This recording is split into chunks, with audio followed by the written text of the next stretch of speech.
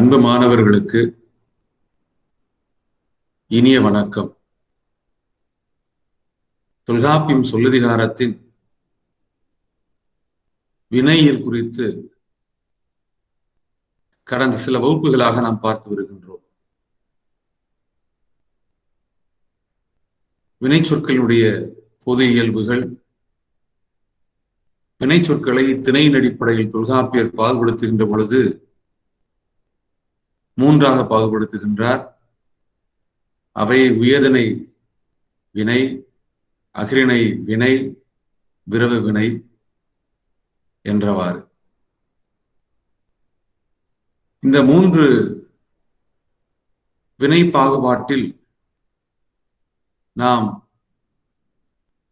சென்ற சில வகுப்புகளில் உயர்திணை வினை குறித்து தொல்காப்பியர் சொல்லக்கூடிய சூத்திரத்திற்கு சேனாவரையரும் பிற உரையாசிரியர்களும் விளக்கி சொல்லக்கூடிய விளக்கத்தின் அடிப்படையிலும் எடுத்துக்காட்டுகளின் அடிப்படையிலும் மிக விரிவாக உயர்திணை வினை குறித்து பார்த்தோம். இன்றைய வகுப்பில் நாம் அஃறிணை வினை குறித்து தொல்காப்பியர் சொல்லக்கூடிய சூத்திர கருத்துக்களை உரையாசிரியர்களின் உரை வழி நின்றும் எடுத்துக்காட்டுகளின் வழி நின்றும் பார்க்க இருக்கின்றோம். தொல்காப்பியர் வினையியலில் அஃறிணை வினை குறித்து கூறக்கூடிய செய்திகளை மிகச் சுருக்கமாக ஒரு வரைபடத்தின் வழியாக இப்பொழுது நாம் பார்த்துவிட்டு அதன் பின்பு தொல்காப்பியர் சொல்லக்கூடிய சூத்திரத்தையும் அந்த சூத்திரத்திற்கு உரையாசிரியர் தரக்கூடிய விளக்கத்தையும் எடுத்துக்காட்டியும் மிக விரிவாக நாம் பார்க்கலாம்.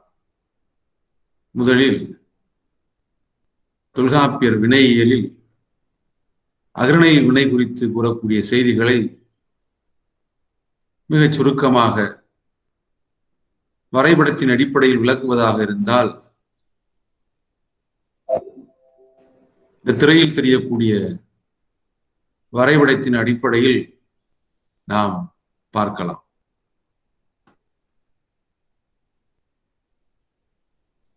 தொல்காப்பியர் வினையியலில் வினை சொற்களை திணை அடிப்படையில் மூன்றாக பாகுபடுத்துகின்ற பொழுது இரண்டாவது பாகுபாடாக சொல்ல வருவது அஃறிணை வினை என்று சொல்லக்கூடியது.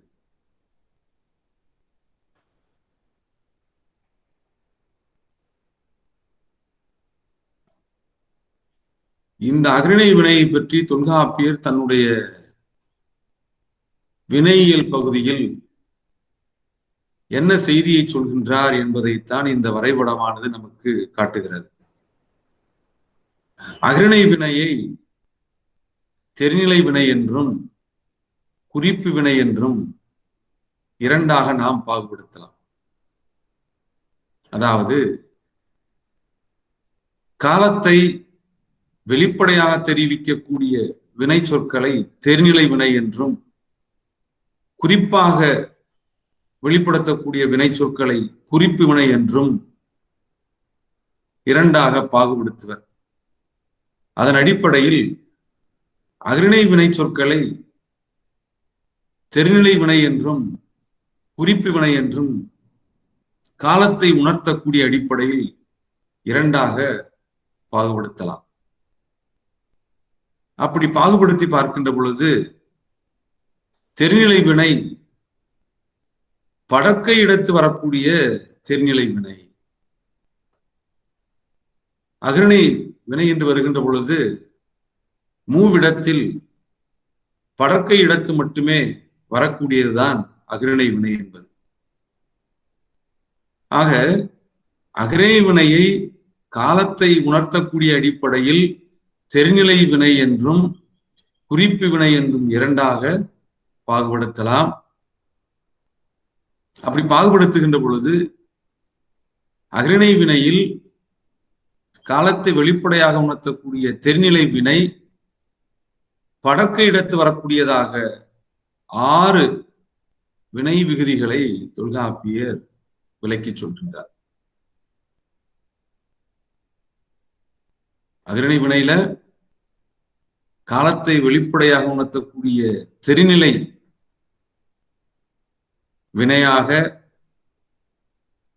படர்க்க இடத்து வரக்கூடிய விகுதிகளாக 6 விகுதிகளை தொல்காப்பியர் குறிப்பிடுகின்றார். இந்த 6மே பார்த்தீங்கன்னா படர்க்க இடத்து வரக்கூடியது, தென்னிலை வினைமுற்றோடு வரக்கூடியது. எந்த திணையில? அகிரிணையில.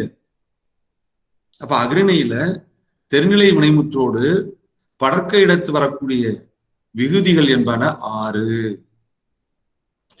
அந்த படர்க்க இடத்து வரக்கூடிய தெரிநிலை வினை அகிரிணை வினை விகுதிகளை பால் அடிப்படையில இரண்டாக பாகுபடுத்துகின்றார்.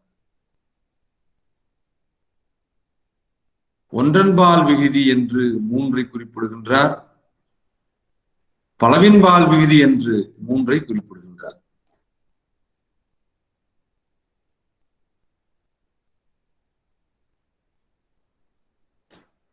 இப்ப அகிரிணை வினையில தெரிநிலை வினையாக படர்க்க எடுத்து வரக்கூடிய விகுதிகள் 6. அந்த 6 படர்க்கை வினை விகுதிகள்ல ஒன்றன்பால் விகுதி 3, பலவின்பால் விகுதி 3 என்று பகுத்து சொல்கின்றார். அப்படி என்றால் ஒன்றன்பால் விகுதி 3 எவை என்பதை தொல்காப்பியர் சுட்டிக்காட்டுகின்றார். தூ, ரு, டு இவை 3ம் ஒன்றன்பால் விகுதி. எந்த இடத்து வரக்கூடியது? படர்க்க இடத்து வரக்கூடியது. படர்க்க இடத்து எப்ப? தென்னிலை வினையில வரக்கூடியது. இந்த தென்னிலை வினை என்பது என்னது? அகிரிணை வினை.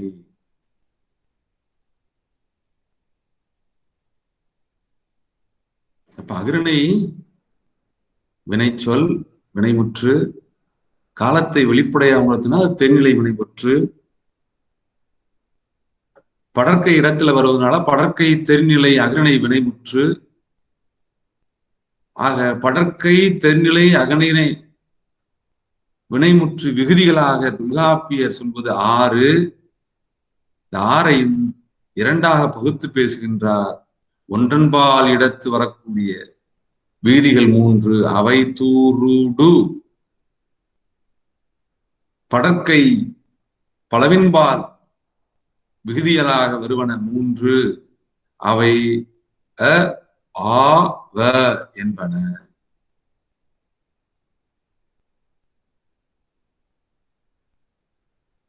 இதைத்தான் தொல்காப்பியர் சொல்றார். அகிரிணை வினையில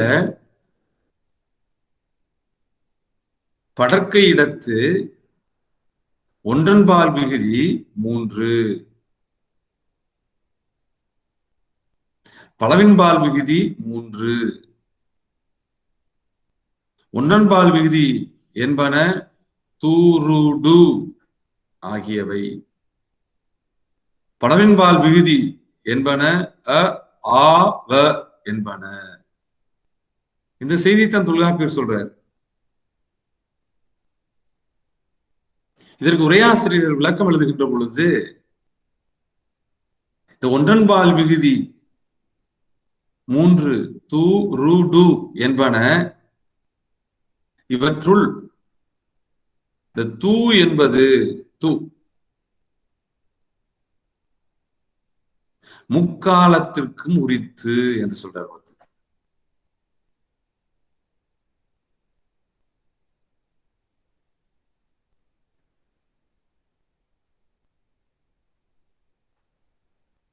அகிரிணை வினையில படர்க்கை இடத்து ஒன்றன்பால் விகுதிகள்ல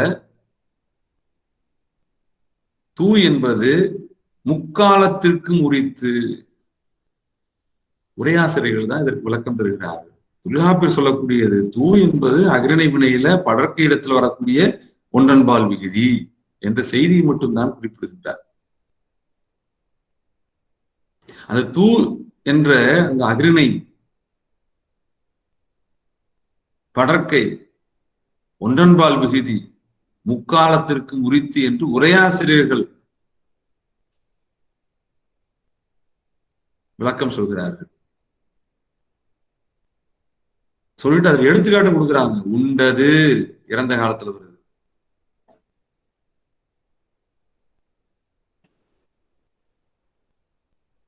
உண்கின்றது நிகழ்காலம், உண்பது எதிர்காலம்.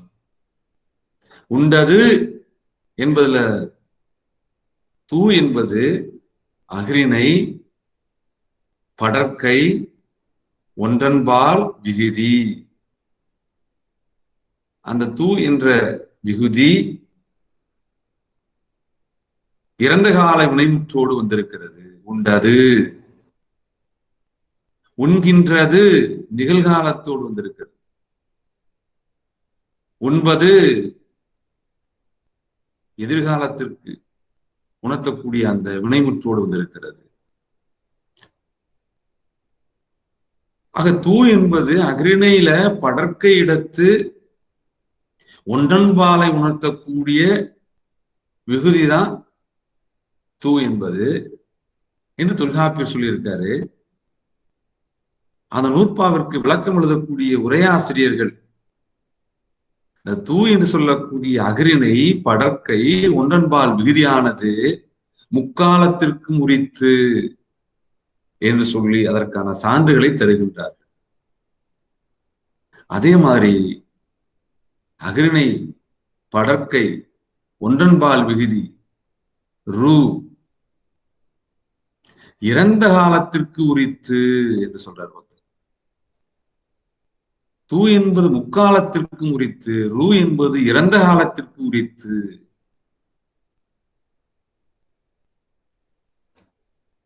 உண்டன்று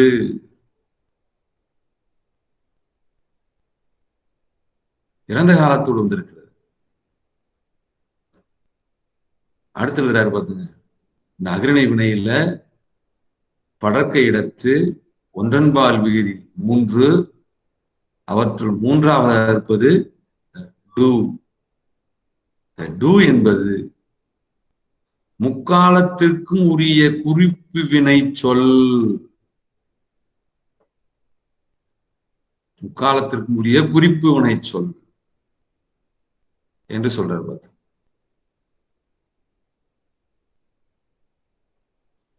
ஆக அகிரிணை வினையில படர்க்கை இடத்து வரக்கூடிய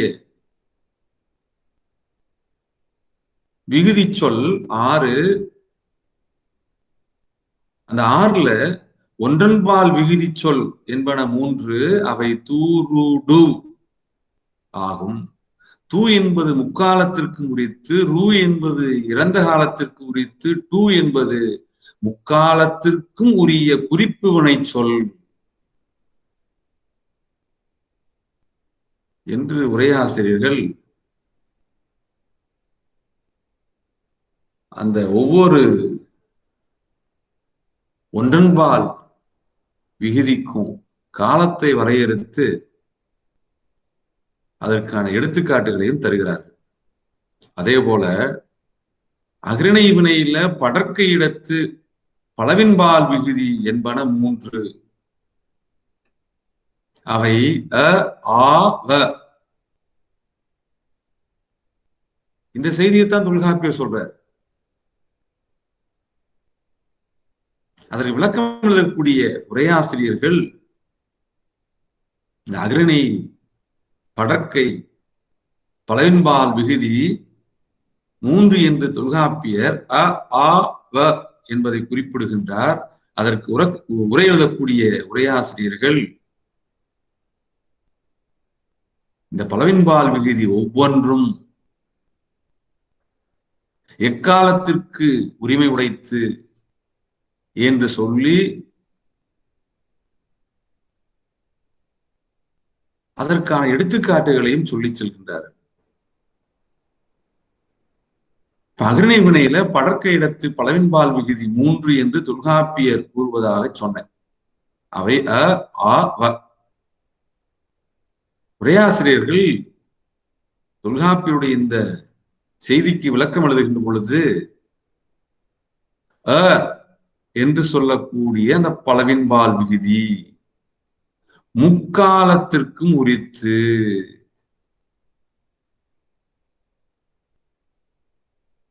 சொல்றாங்க.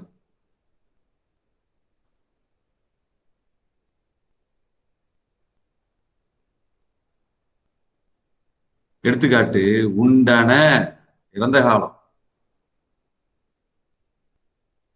உண்கின்றன நிகழ்காலம்,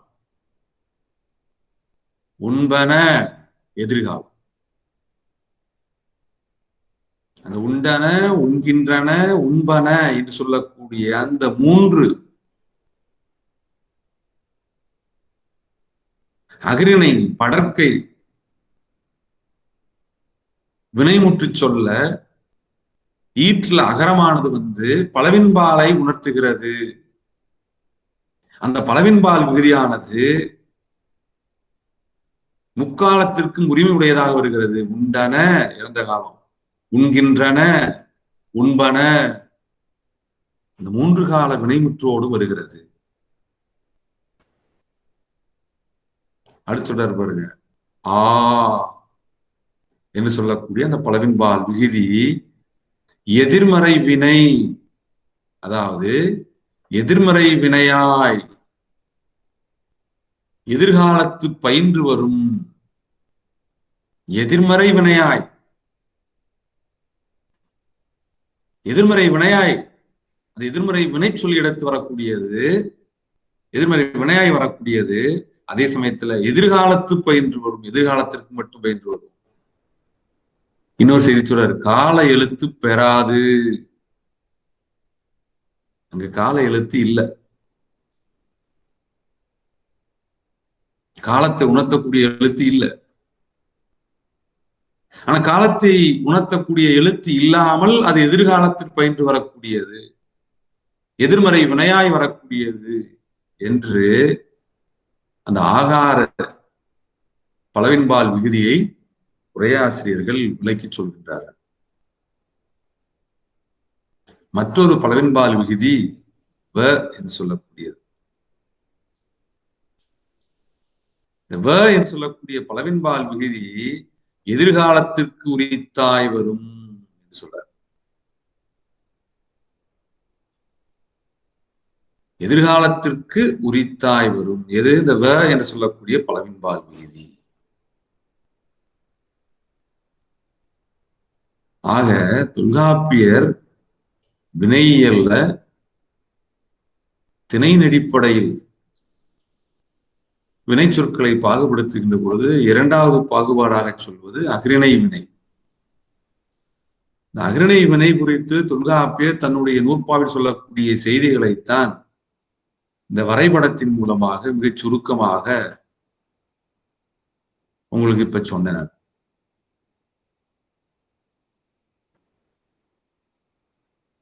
அகிரிணை வினையை தெரிநிலை வினை என்றும் குறிப்பு வினை என்றும் காலத்தை அடிப்படையில் பாகுபடுத்துவர்.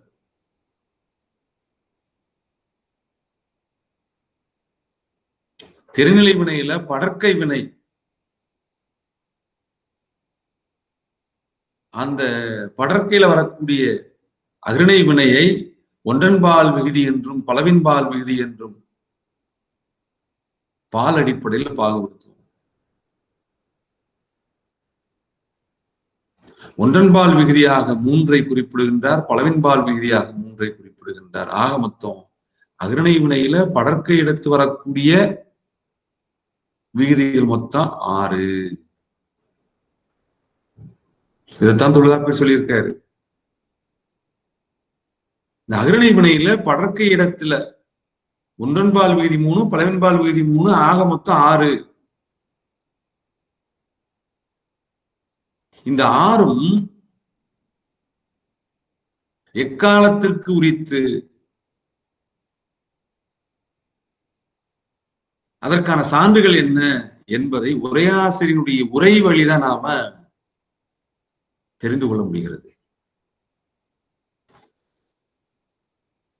ஆக அகிரிணை வினையை இப்பொழுது நாம பார்த்த செய்திகளை தொல்காப்பிய நூற்பாவின் வழியும் அந்த நூற்பாவிற்கு உரையாசிரியர் தரக்கூடிய விளக்கத்தின் வழியும் பார்க்கலாம்.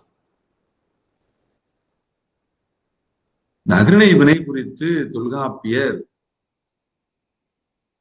குறிப்பாக அகிரிணை வினையில தெருநிலை வினை குறித்து தொல்காப்பியர்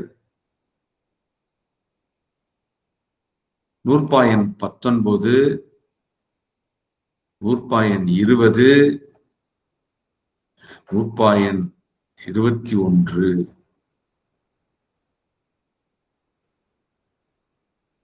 இந்த 3 நூற்பாவிலே விளக்கி போறார். அகிரிணை வினை சொற்களை தொல்காப்பியர் வினையியலி நூற்பாயன் 19, 20, 21 ஆகிய 3 நூற்பாக்களில் விளக்குகின்றார். எப்படி விளக்குகிறாரு? அ அ வ அ ஆ வ என வரும் இறுதி அப்பால் மூன்றே பலவற்று படற்கை.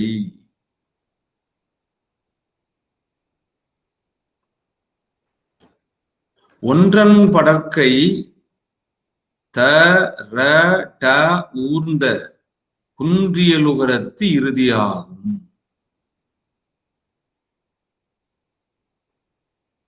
பன்மையும் ஒருமையும் பாலறி வந்த அம்மூ இரண்டும் அகிரிணை அவ்வே.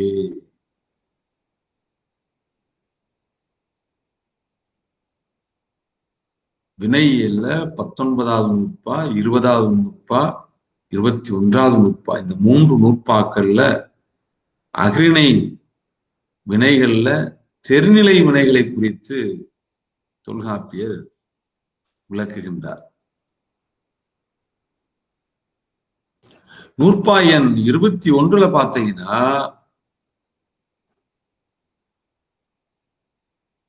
அகிரிணை தெரிநிலை வினை விகுதிகள் எத்தனை என்பதை தொகுத்து சொல்கின்றார். தொகுத்து சொன்னவற்றை அதே நூற்பாவில பகுத்தும் கூறுகின்றார். அகிரிணை தெரிநிலை வினை எத்தனை? அம்மூ இரண்டும். அம்மூ இரண்டும் 3 × 2 = 6. இப்ப அகிரிணை தெரிநிலை வினை எத்தனை? 6. தொகுத்து சொல்லிட்டார்.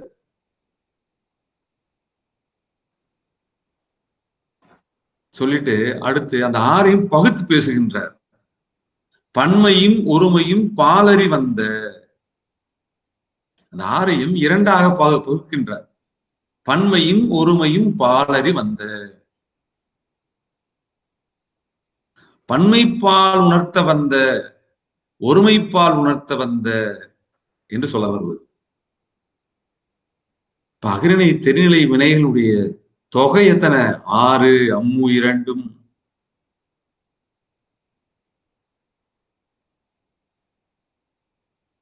அந்த 6ஐயும் 2ஆக வகைப்படுத்துகின்றார். பன்மையும் ஒருமையும் பாலறி வந்த அகிரிணை அவ்வே. பிரிச்சு படியும். பன்மையும் என்று சொல்லக்கூடியது பலவின்பாலை அறிய வந்த,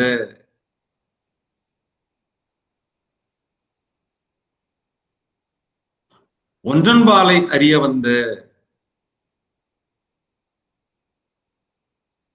அம்மூ இரண்டும் அகிரிணை அவ்வே. பலவின்பாலை அறிய வந்த, ஒன்றன்பாலை அறிய வந்த, அம்மூ இரண்டும் 6ம் அகிரிணை வினை விகுதிகள் என்று இந்த நூற்பாவில் தொகுத்தும் பகுத்தும் பேசுகின்றார். அஃறிணை படர்க்கை எடுத்து வரக்கூடிய தெரிநிலை வினை விகுதிகள் 6.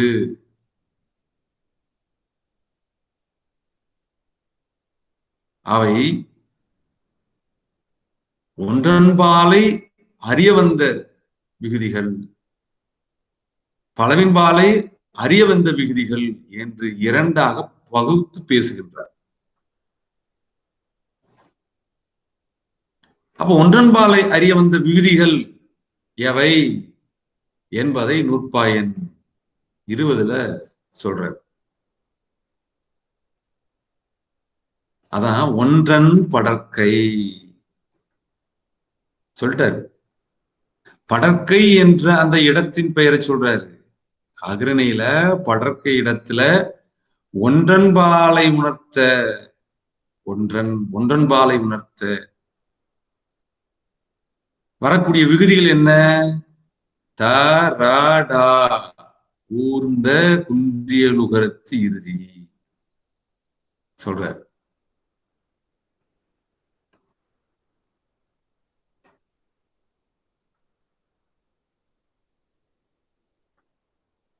இந்த ஒன்றன் என்பது ஒன்றன்பால், படற்கை என்பது படற்கை இடம். இப்ப அஃறிணை வினையில, தெரிநிலை வினையில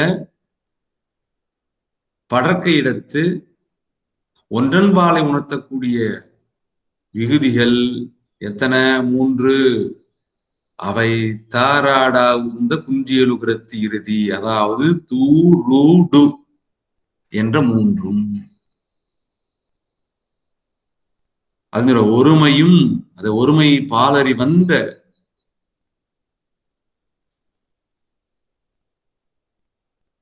விகுதி தூருடு எந்த இடத்து? படற்கை இடத்து என்று சொல்ற. அடுத்து பன்மை பாலறி வந்த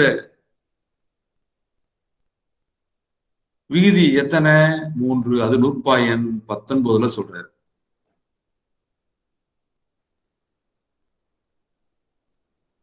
அது சொல்ல பாருங்க, பலவற்று படற்கை, அத பன்மை. படற்கை இடத்துல பலவற்று பலவின்பால் விகுதியாக அஃறிணை வினை சொல்ல வரக்கூடியவை 3. அவை ஆ வ என வரும் இறுதி அப்பால் 3.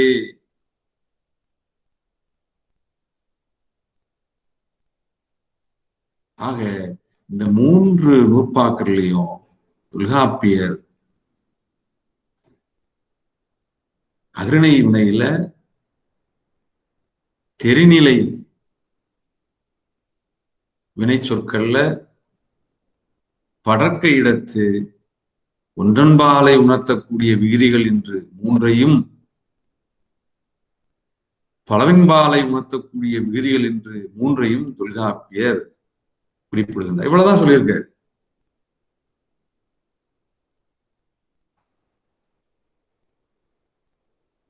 அப்ப நூற்பாயின் 21 அஃறிணை தெரிநிலை படற்கை இடத்து வரக்கூடிய வினை விகுதிகள் 6, அம்மூ 2ம் அஃறிணை அவ்வே 6 என்று தொகுத்து சொல்லிய தொல்காப்பியர்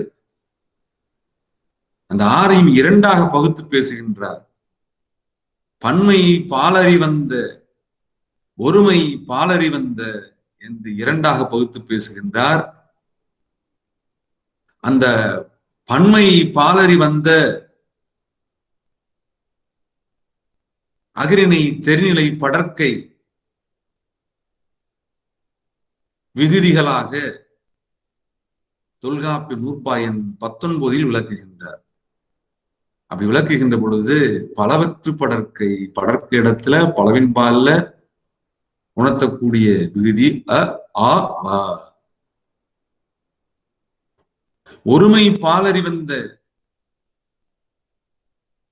அந்த படற்கை அஃறிணை வினைமுற்று விகுதி, அது நமது ஒன்றன் படற்கை தாராடா ஊர்ந்த குன்றியலுகரத்து இறுதி தூ ரூ டு என்று சொல்லக்கூடிய 3. இதைத்தான் உங்களுக்கு இந்த வரைபடத்துல சுருக்கமா சொன்னேன். அகரிணை வினை காலத்தின் அடிப்படையில் அது தெரிநிலை வினை, வெளிப்படையா இருந்துச்சுன்னா தெரிநிலை வினை, குறிப்பா காட்டுச்சுன்னா குறிப்பு வினை. நம்ம தென்னிலை வினை தான் பார்த்துட்டு இருக்கோம். தென்னிலை வினையை பற்றி தொல்காப்பியர் தொகுத்து சொல்கின்ற பொழுது படற்கை இடத்து வரக்கூடியதாக 6 சொல்றாரு. அதான் இந்த நூற்பால சொன்னேன். பன்மையும் ஒருமையும் பாலறி வந்து அம்மு இரண்டும் அகரிணை அவ்வே. இப்ப அகரிணை வினையில தெருநிலை இடத்து வரக்கூடிய வினையில படற்கை இடத்து வரக்கூடியது 6. எப்பவுமே அகரிணையா படற்கை இடம் தான், தன்மை இடத்து முன்னே இடத்து வராது. படற்கை இடத்து 6. இந்த 6ஐ தொகுத்து சொல்லிய தொல்காப்பியர் அவற்றை 2ஆக பகுத்து பேசுகின்றார். அது நூற்பாவங்கள் சொல்லியிருந்தோம் பார்த்துங்க. பன்மையும் ஒருமையும் பாலறி வந்த என்று 2ஆக, பன்மை ஒருமை என்று 2ஆக பகுக்கின்றார். பன்மை என்பது பலவின்பால், ஒருமை என்பது ஒன்றன்பால். அதான் உங்களுக்கு இந்த வரைபடத்துல காமிச்சிருந்தேன். அந்த படற்கை தென்னிலை வினையை, அதாவது அகரிணை தென்னிலை படற்கை வினையை பால் அடிப்படையில் ஒன்றன்பால் என்றும் பலவின்பால் என்றும் பகுக்கின்றார். பகுத்துட்டு அடுத்து சொல்றாரு பாத்துங்க. ஒன்றன்பாலை உணர்த்தக்கூடிய விதிகள் எத்தனை? 3. தூருடு. இப்ப நீ பார்த்துட்டு இருக்க வரைபடத்துல தெரியும். அதைத்தான் நூற்பாலம் சொன்னேன். ஒன்றன் படற்கை தாராடா ஊர்ந்து குஞ்சில உரத்து இறுதியாகும். நூற்பாலம் முக்கியமானது. தொகுத்து சொல்கின்றது எப்படி சொல்றாரு? ஒருமையும் பாலறி வந்த, இந்த ஒருமையும் பாலறி வந்த என்பதுதான் ஒன்றன் படற்கை தாராடா ஊர்ந்து குந்தியல் உரத்து இறுதி. இந்த வரைபடத்தை பாத்தீங்கன்னா தெரியும். இப்ப படற்கையில ஒன்றன்பால் விகுதி 3 தூரோடு, அவ்வளவுதான் சொல்லியிருக்காரு. அதே போல அகரிணை வினையில தெரிநிலையில படற்கை இடத்து பலவின்பால் விகுதி 3. இந்த வரைபடத்தை சொல்லியிருக்கோம். அதே நூற்பால பாருங்க. என வரும் இறுதி அப்பால் 3 பலவற்று படற்கை. இதான் தொல்காப்பியர் சொல்லியிருக்காரு. இப்ப அகரிணையில தெரிநிலை வினையில படற்கை இடத்து வரக்கூடிய விகுதிகள் 6, அவை ஒன்றன்பால் விகுதி 3, பலவின்பால் விகுதி 3 என்று இவ்வளவுதான் சொல்லியிருக்காரு. ஒன்றன்பால் விகுதி தூ, பலவின்பால் விகுதி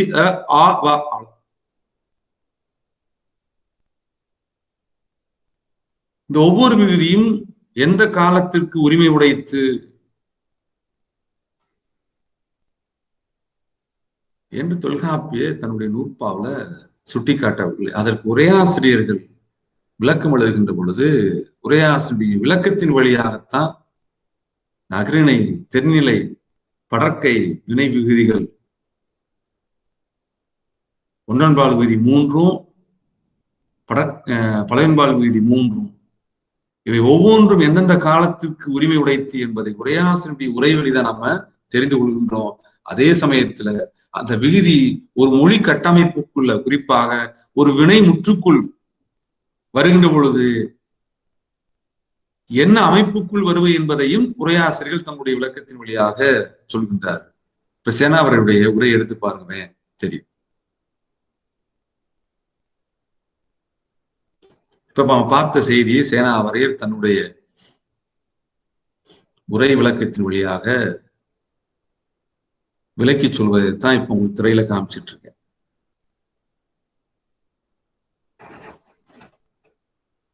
எழுதுறாரு பாருங்க. முதல் எடுத்த உடனே நம்ம அகரிணை வினையில காலத்தை வெளிப்படையா உணர்த்தக்கூடிய தெரிநிலை படற்கை வினை விகுதிகளை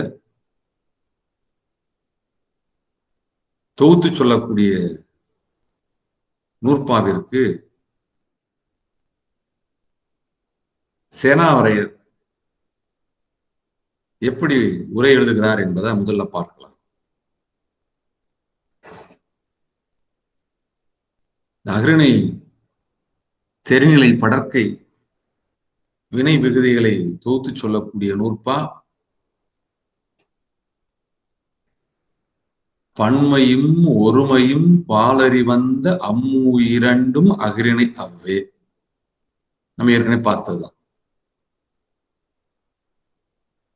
இந்த அகிரிணை தெரிநிலை படற்கை வினை விகுதிகளாக தொல்காப்பியர் தொகுத்து சொல்லக்கூடிய நூற்பா.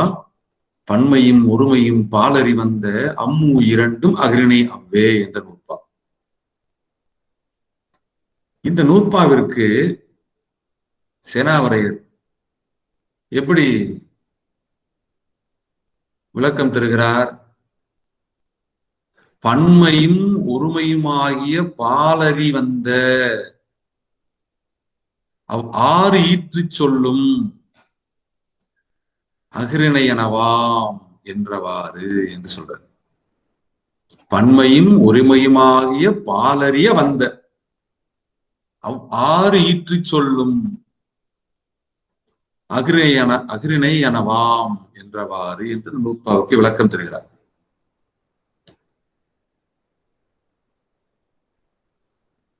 இப்ப அகிரிணை வினை சொல்ல பன்மையும் ஒருமையும் ஆகிய பாலறி வந்த சொல் ஆறு என்று விளக்கம் தருகின்ற சேனாவரையர் மேலும் இதனான் பயன், இந்த நூற்பாவினால என்ன பயன்? அகிரிணை சொல் ஆரே பிரிதி இல்லை என வரையறுத்தல் என கொள்க. இப்ப இந்த நூற்பாவினால தொல்காப்பியர் சொல்ல வருகின்ற பயன் என்ன என்பதை சேனாவரையர் அந்த நூற்பாவிற்கு உரை எழுதுகின்ற பொழுது, பன்மையும் ஒருமையும் பாலறி வந்த அம்மு இரண்டும் அகிரிணை அவ்வே என்ற நூற்பாவின் பயன் என்ன என்பதை தன்னுடைய உரையில் சேனாவரையர் குறிப்பிடுகின்ற பொழுது, அகிரிணை சொல் ஆரே பிரிது இல்லை என வரையறுத்தல் என கொள்க. தொல்காப்பியர் இந்த நூற்பாவில தொகுத்து சொல்வதனுடைய பயன் என்னன்னா, அகிரிணை சொல். அகிரிணை சொல் என்பது அகிரிணை, தெரிநிலை, படற்கை, வினை, விகுதி. அதான் அகிரிணை சொல். அந்த வினை விகுதி மொத்தம் 6 தான், வேறு இல்லை என்று வரையறுத்து சொல்வதன் நோக்கமாகத்தான் இந்த நூற்பாவை தொல்காப்பியர் அமைத்திருக்கிறார் என்று அந்த நூற்பாவின் பயனை சொல்கின்றார். இங்கனம் தொல்காப்பியர் தொகுத்து சொல்லி அந்த நூற்பாவிற்கு விளக்கம் எழுதுகின்ற சேனாவரையர், தொல்காப்பியர் இந்த ஆறினையும் பகுத்து சொல்கின்றார். அந்த பகுத்து சொல்லக்கூடியது ஒன்றன் படற்கை,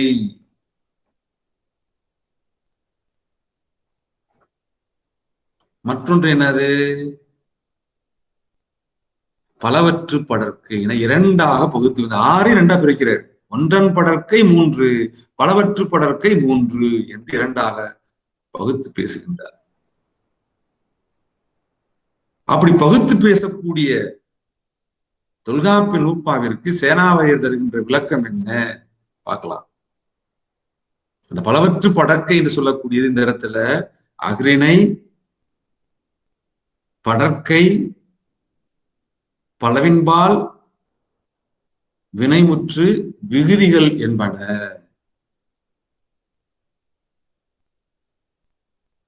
எத்தனை சொல்றார் தொல்காப்பியர்? 3 என்று குறிப்பிடுகின்றார். அவை அ, ஆ, வ என வரும் இறுதி. ஆக தொல்காப்பியர் அகிரிணை, தெரிநிலை, படற்கை, வினை சொல்ல வரக்கூடிய விகுதிகளாக 6 தொகுத்து சொல்லி அவற்றை இரண்டாக பகுத்து பேசுகின்றார். ஒன்றன் படற்கை என்றும் பலவற்று படற்கை என்றும் இரண்டாக பகுத்து பேசுகின்றார். அப்படி பகுத்து பேசுகின்ற பொழுது முதலில் தொல்காப்பியர் விளக்கி சொல்வது பலவற்று படற்கையை விளக்குகின்றார். எப்படி விளக்குகின்றார்? அ ஆ வ என வரும் இறுதி அப்பான் ஒன்றே பலவற்று படற்கை. அதாவது அகரிணை, தெரிநிலை, படற்கை, வினை விகுதிகள். அந்த வினை விகுதிகள்ல பலவற்று பலவின்பால் வினை விகுதிகள், பலவின்பால் பொருள் உணர்த்தக்கூடிய வினை விகுதிகள் 3. அவை அ ஆவா என வரும் இறுதி என்று சொல்றார். இந்த நூற்பாவிற்கு விளக்கம் எழுதுகின்ற சேனாவரையர் எப்படி எழுதுறாருன்னு பாருங்க. அகரமும் ஆகாரமும், அத அ ஆ, வகர உயிர்மெய்யும் ஆகிய ஈற்றை உடைய அக்கூற்று 3ம் அ ஆ வா என வரும் இறுதி அப்படின்னு சொல்றாரு. அகரமும் ஆகாரமும் வகர உயிர்மெய்யும் ஆகிய ஈற்றை உடைய அக்கூற்று 3ம்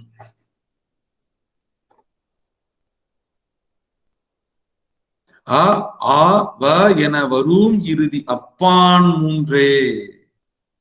அகரமும் ஆகாரமும் வகர உயிர் மெய்யும் ஆகிய ஈற்றை உடைய அக்கூற்று 3ம்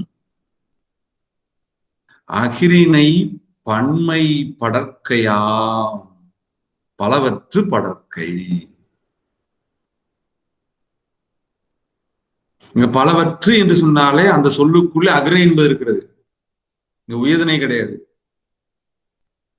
உயர்திணை எப்படி சொன்னோம்னா அங்க பலர் அப்படின்னு சொல்லி வந்துடும். பாத்தீங்க பலவற்று, பலவற்று என்ற சொல்லாலே பார்த்தீங்கன்னா அது பலவின்பால் உணர்த்தக்கூடிய விகுதிகள் அ வா எந்த இடத்து? படற்கை இடத்து. தொல்காப்பிய நூற்பாவிற்கு சேனாவரையர் விளக்கம் சொல்லிட்டாரு. சொல்லிட்டு மேலும் அந்த நூற்பாவுக்கு விளக்கம் சொல்றாரு பாருங்க. என்ன விளக்கம் சொல்றாரு பாருங்க. அகரம் 3 காலமும் பற்றி வரும். தொல்காப்பிய நூற்பாவில் இல்ல,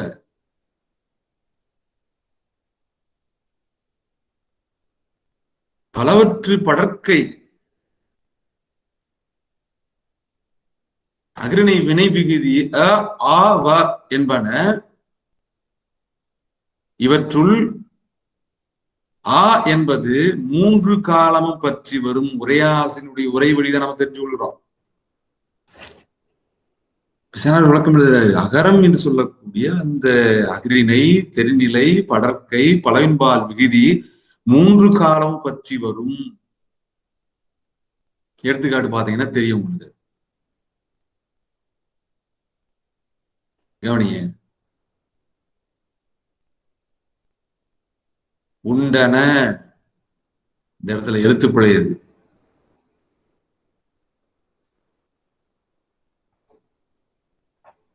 உண்டன அகரம் இறந்த காலம் வினைமுற்றோடு வந்திருக்கிறது.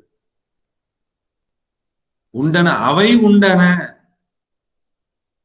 உண்டன என்பது அகிரிணை வினை, தெரிநிலை வினை. ஏன் தெரிநிலை வினை? உண்டன இறந்த காலம், இட்டு என்ற இறந்த கால இடைநிலை வந்திருக்கிறது. விழிப்புடைய தெரிகிறது காலம். இப்ப அகிரிணை, தெரிநிலை,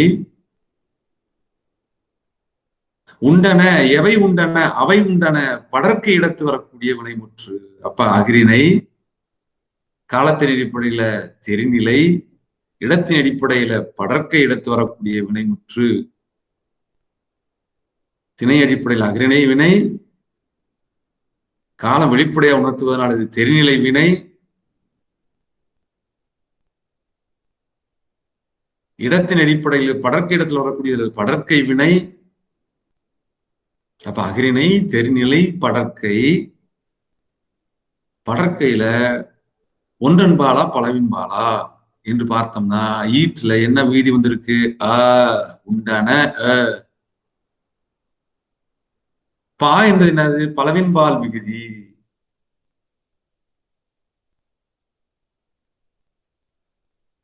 சொல்லியிருந்தார் பார்த்துங்க. அகரம் 3 காலமும் பற்றி வரும். உண்டன, பகிரினை, தெரிநிலை, படற்கை, பலவின்பால் விகுதியாகிய என்பது இறந்த கால வினைமுற்றோடு வந்திருக்கிறது. அடுத்து பாருங்க, உண்கின்றன, இது நிகழ்கால இடைநிலையோடு இந்த பலவின்பால் விகுதி என்பது வந்திருக்கிறது. அடுத்தது உண்பன, இது எதிர்கால வினைமுற்றோடு வந்திருக்கிறது. என்ற அந்த படற்கை பலவின்பால் விகுதி. அதன் சொல்றாரு பார்த்துங்க, அகரம் 3 காலமும் பற்றி வரும் உரையாசிரியர் உரை விளக்கத்தின் வழியாக நம்ம தெரிந்து கொள்கிறோம். அடுத்து எழுதுறாரு பாருங்க, ஆகாரம் எதிர்மறை வினையாய் முக்காலத்திற்கும் உரித்தாயினும் எதிர்காலத்து பயின்று வரும்.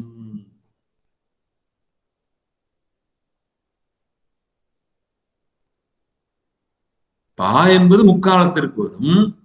இந்த ஆ என்பது நெடில்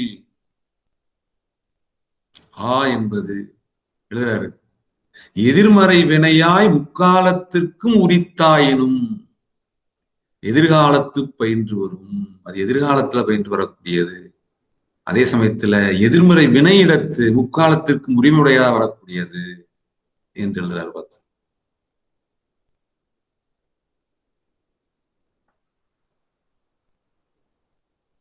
எழுதுறாரு,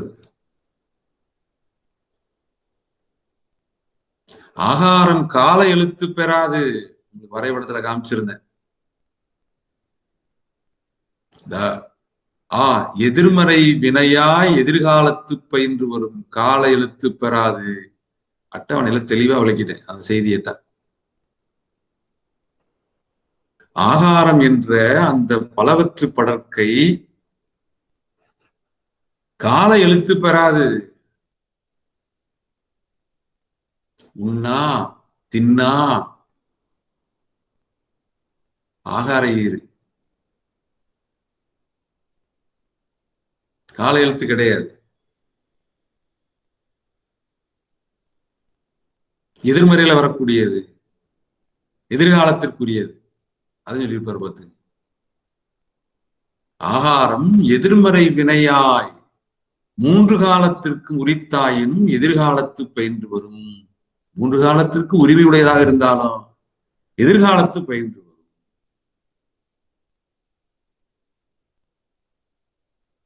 அப்ப ஆகாரம் என்பது காலத்தை உணர்த்தக்கூடிய எழுத்து பெற்று வருமானா இல்ல.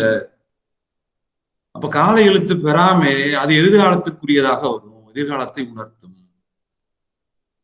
அவை உண்ணா, அவை தின்னா,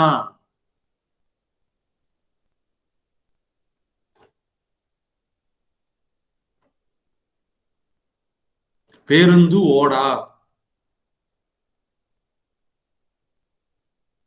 என்று சொல்லக்கூடியது. என்பது 3 காலம் பற்றி வரும். ஆகாரம் என்பது எதிர்மறை வினையாய் 3 காலத்துக்கு உரித்தாயினும் எதிர்காலத்து பயின்று வரும் என்று சேனாவரை விளக்கம் எழுதிட்டு அடுத்து எழுதுறாரு பாருங்க. இன்னொன்னு என்னதுன்னு கேட்டீங்கன்னா, வகரம்.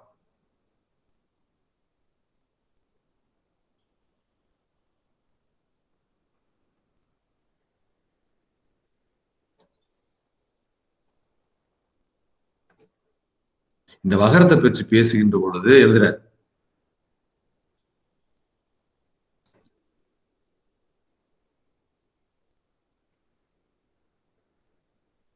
வகரம்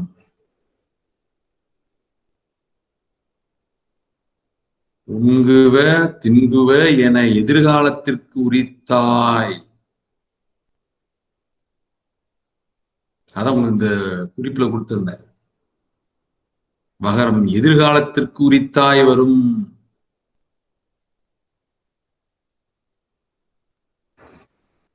ஓடுவ, பாடுவ. இந்த உண்குவ தின்குவ என்று சொல்லக்கூடியதுல எதிர்காலத்திற்கு உரித்தாய் புகரம் அடுத்தும் இந்த கூ இந்த குகரத்தை அடுத்து வரும் பார்த்து, அடுத்த எழுதுறாரு பார்த்துங்க. ஓடுவ பாடுவ, இந்த இடத்துல வகரம் வருகிறது, எதிர்காலத்திற்குரியதாக வருகிறது. ஓடுவ பாடுவ என புகரம் அடாதும் வரும், புகரம் பெற்று வரும், புகரம் பெறாதும் வரும். அந்த குகரம் என்பதற்கு உரையாசிரியர் எழுதுகின்ற பொழுது அது எழுத்து பேரு இது மாதிரி சொல்லுவாங்க. அப்ப அந்த வகரம் என்பது எதிர்காலத்திற்கு உரித்தாய் வரும். அப்படி வருகின்ற பொழுது இடையில் குகரம் பெற்றும் குகரம் இல்லாதும் வரும். உங்குவ, குகரம் அடுத்து வகரம் வந்தது. ஓடுவ, குகரம் இல்லாது வகரம் வந்து, பலவற்று படற்கை உணர்த்தின விகுதியாக நின்றது.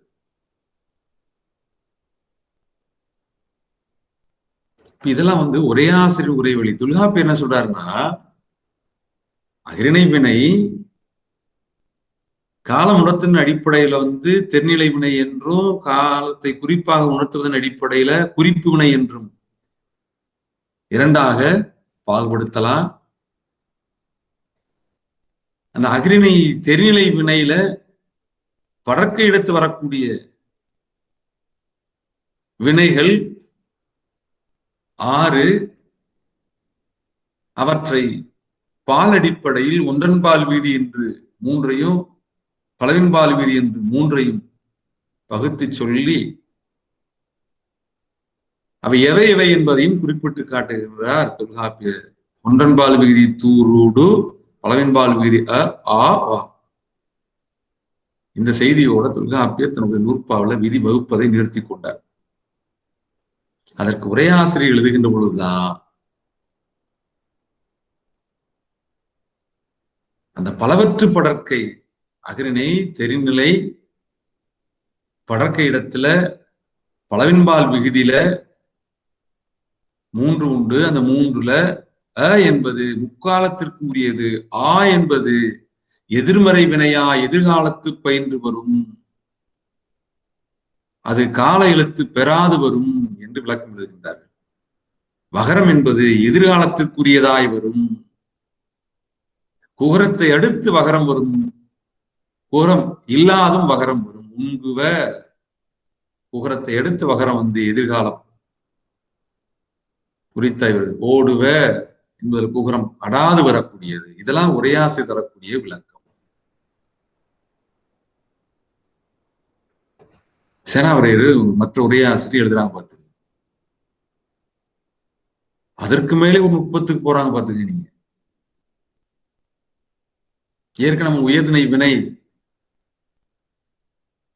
இந்த அம் ஆம் எம் ஏம் என்று சொல்லக்கூடிய தன்மை பன்மை உணர்த்தக்கூடிய விகுதிகளாக படிச்சோம்.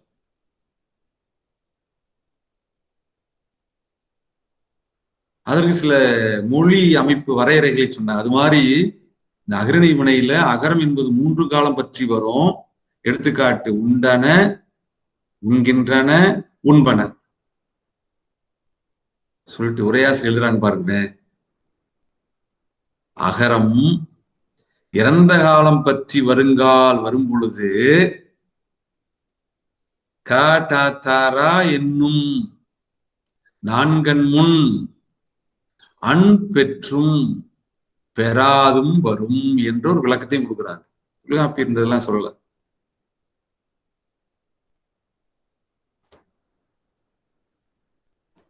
அகரம் 3 காலம் பற்றி வரும். சரி, உண்டன, உண்கின்றன, உண்பன, அப்படி 3 காலம் பற்றி வருகின்ற பொழுது சொல்றாரு பாத்துங்க. காட்டாரா என்னும் 4 முன் அன் பெற்றும் பெறாதும் வரும். எடுத்துக்காட்டு தர்றாங்க. உண்டன, இந்த டா என்பதை அடுத்து இந்த ந அகரம் வந்திருக்கு. அப்ப 2க்கு இடையில இருக்கக்கூடிய என்னது டகரம் இட்டி என்ற ஒளியை எடுத்து இடையில அன்சாரியை வந்திருக்கிறது. உண்டன,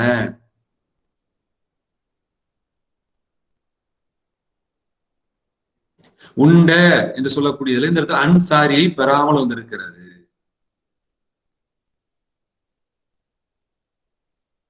வந்தன தகரத்தை எடுத்து அன்சாரி பெற்று அகரம் வந்திருக்கிறது. வந்த தகரத்தை அடுத்து அன்சாரி பெறாமல் அகரம் வந்திருக்கிறது. உரையாசிரியர்கள் இந்த மாதிரி மொழி அமைப்பு கூறி சொல்கின்றார்கள். தொல்காப்பியர் சொல்லிட்டாரு, பலவற்று படற்கை 3 அவை அ ஆ வா, அவ்வளவுதான். உரையாசிரியர் விளக்கம் எழுதுகின்ற பொழுது அகரம் 3 காலம் பற்றி வரும். 3 காலம் பற்றி வருகின்ற பொழுது இந்த அகரம் சொல்றாரு பாத்துங்க, காட்டாத்தாரா என்னும் 4 முன் வந்தால் அன் பெற்றும் வரும் பெறாதும் வரும். இது மாதிரி ஒவ்வொரு எழுத்துக்கும் சொல்லிட்டு போறாரு பார்த்து. உரையாசிரியர் இதெல்லாம் அந்த உரையாசிரியர் விளக்கத்தை நீ எடுத்து படிச்சு பாருங்க. அதே மாதிரி இந்த அகரணை வினையில படற்கை இடத்து ஒன்றன்பாலை உணர்த்தக்கூடிய விகுதிகளாக 3 தொல்காப்பியர் குறிப்பிடுகிறார். த ரா ஊர்ந்த குன்றியல் உரத்து இறுதியாகும். அதாவது து ரு டு. அதுக்கு உரையாசிரியர்கள் விளக்கம் தருகின்ற பொழுது தகர உகரம், அதாவது து 3 காலத்திற்கு உரித்து, ரகர உகரம் ரு இறந்த காலத்திற்கு உரித்து, டகர உகரம் டு 3 காலத்திற்கும் உரிய வினை குறிப்பிற்கு அல்லது வாராது. அதான் உங்களுக்கு எடுத்துக்காட்டுல சொன்னேன். இப்ப தகர உகரம் 3 காலத்திற்கும் உரித்த உரையாசிரியர் இங்க விளக்கம் கொடுத்திருக்காங்க, எடுத்துக்காட்டு கொடுத்திருக்காங்க. தகர உகரம் உண்டது இறந்த காலத்திற்கு சொல்ற, தகர உகரம் இறந்த காலத்துக்கு வருங்கால் உண்டது. ஒரு எடுத்துக்காட்டு சொல்ற, மசாலா நீ படிச்சுக்கங்க.